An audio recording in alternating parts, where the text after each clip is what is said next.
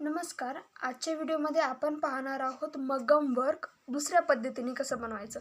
तर ह्या आधीची पण पद्धत आपण पाहिली, ज्यामध्ये आपण हा जो धागा आहे, ज्याला आपण पायपिंग थ्रेड पण बोलतो, तर तो धागा आपण ग्लूने लावला होता. आजच्या व्हिडिओमध्ये आपण बिना ग्लू लावता सुईने कसा होऊन त्याला लॉक करायचा आणि कापडासोबत चिकटून घ्यायचा ते पाहणार आहोत.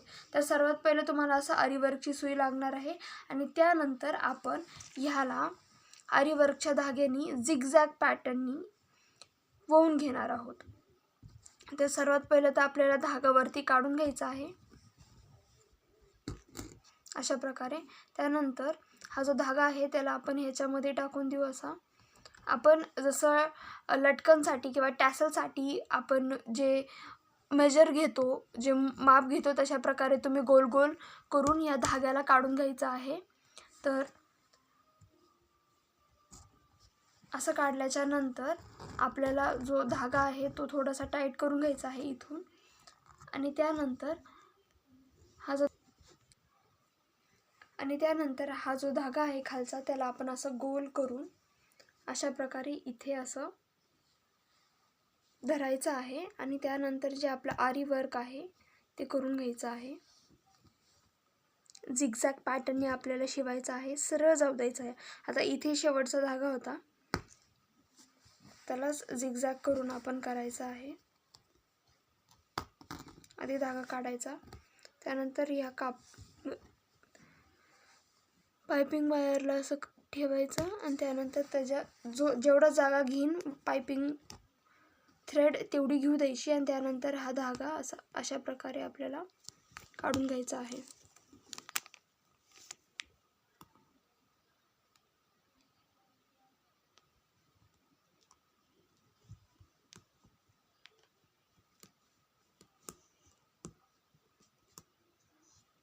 त्यानंतर आपल्याला असंच दुसऱ्या बाजूला देखील करायचं आहे.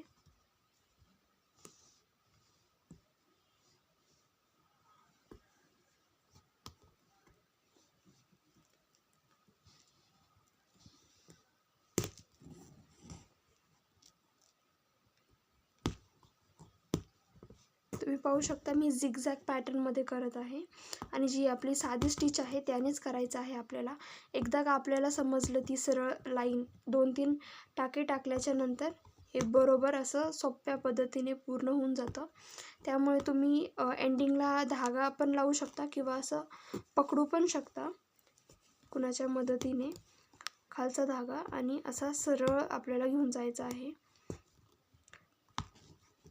ग्लू लावण्यापेक्षा ही स्टिचिंग चांगली पडते, कारण की जो ग्लू आहे तो धुतल्यानंतर निघू शकतो आणि हे जे वर्क आहे तुमचं ते लूज होऊ शकतं आणि लूज झाल्यानंतर पूर्ण डिझाईन खराब होऊन जाते. त्यामुळे तुम्ही हे असं साध्या सिंपल चेन स्टिचनी असं धाग्यांना जर तुम्ही वळून घेतलं आणि असं पॅटर्न बनवलं तर ते अजून सोपं पडेल तुम्हाला.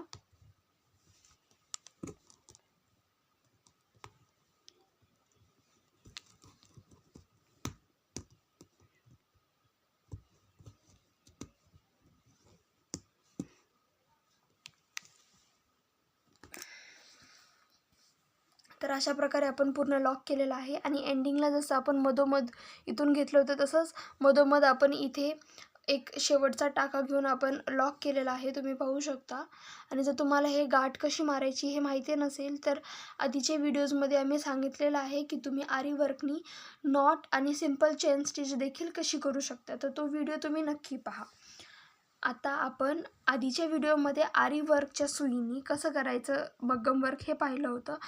या व्हिडिओमध्ये आपण साध्या हातशिलाईच्या सुईनी किंवा एम्ब्रॉयडरीच्या सुईनी आपण मग्गम वर्क कसं करणार आहोत ते पाहूया.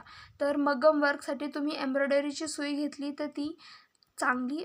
आणि एम्ब्रॉयडरीची सुई जी असते ती कशी असते, तर त्याचा जो मटेरियल असतं ते थोडंसं बेंड होऊ शकतं. तुम्ही पाहू शकता इथं थोडंसं बेंड झालेलं आहे. तर बेंड जरी झालं तरी ही सुई तुटत नाही आणि जी साधी सुई असते ती तुटून जाते, कारण की जे कट वर्क आहे किंवा जे शुगर बीड्सचं वर्क असतं त्याच्यामध्ये जे मणी आहेत ते वाकडे तिकडे जातात आणि त्यामुळे तुम्हाला ही जी सुई आहे ती थोडीशी बेंड लागते, दुमडल्यासारखी असेल तर अतिशय चांगली.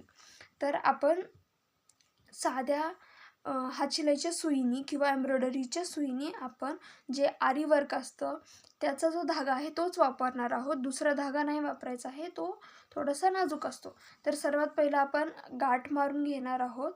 आणि जर तुम्हाला एम्ब्रॉयडरीच्या धाग्यांचा नंबर नसेल माहिती तर त्याचा देखील आम्ही व्हिडिओ बनवलेला आहे, तुम्ही तो देखील पाहू शकता.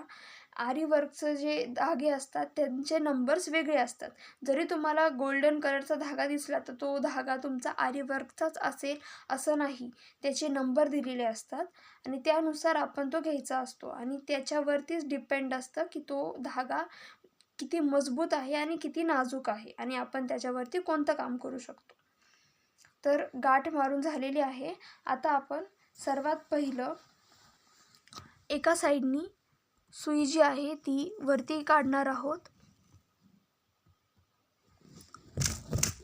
आणि त्यानंतर आपल्याला जो शुगर बीट्स आहेत ते वळून घ्यायचे आहेत आणि बघायचं आहे अंदाजा की पूर्ण इथून दुसऱ्या बाजूपर्यंत जायला आपल्याला किती शुगर बीट्स लागतील.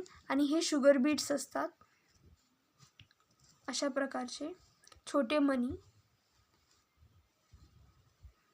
तर ते आपण वळून घ्यायचे आहेत सुईमध्ये आणि एक अंदाजा काढून घ्यायचा आहे की आपल्याला किती शुगर बीट्स लागतील. त्यानंतर मग त्याच्या पुढच्या वेळेस आपण डायरेक्ट मोजून घेणार आहोत.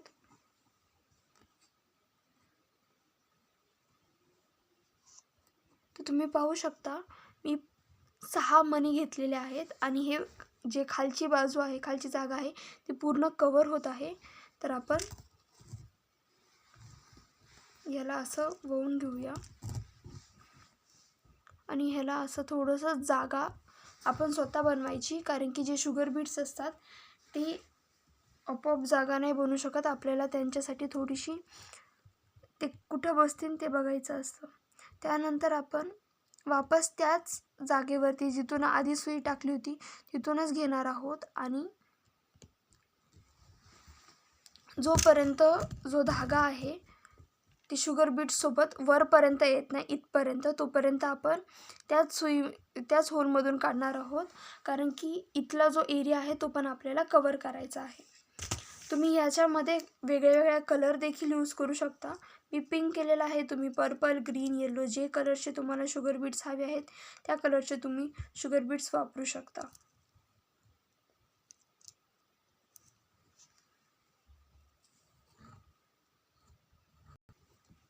तर अशा प्रकारे आपण 2च वेळा शुगर बीट्सची लाईन घेतलेली आहे आणि ही पूर्ण अशी भरून गेलेली आहे.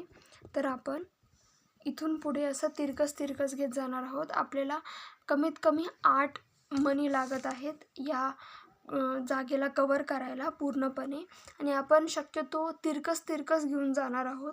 जसं मगम वर्कमध्ये तुम्ही पाहिलं असेल की जी लाईन आहे ती पूर्ण आडवी नसते, थोडीशी तिरकस असते, तर तसं आपण करण्याचा प्रयत्न करणार आहोत.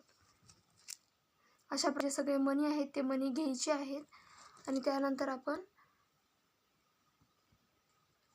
त्याच्या उलट्या दिशेने वळून घ्यायचं आहे.